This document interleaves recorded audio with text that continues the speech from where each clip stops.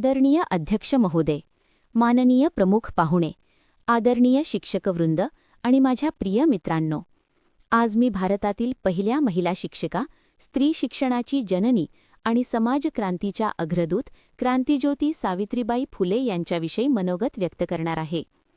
सावित्रीबाई फुले यांचा जन्म 3 जानेवारी 1831 रोजी सातारा जिल्ह्यातील नायगाव येथे झाला.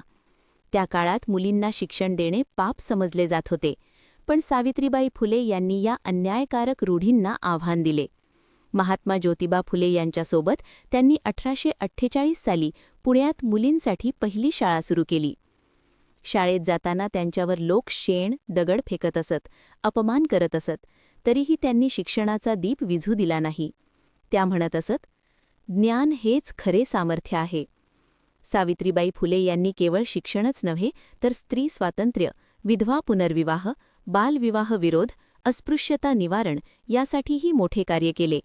त्यांनी अनेक कविता लिहिल्या व समाजजागृती केली. 1897 साली प्लेगच्या आजारात रुग्णांची सेवा करत असताना त्या स्वतः या आजाराला बळी पडल्या.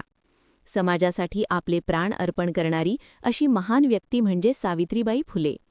मित्रांनो, आज आपण शिक्षण घेत आहोत, पुढे जात आहोत, यामागे सावित्रीबाई फुले यांचे मोठे योगदान आहे.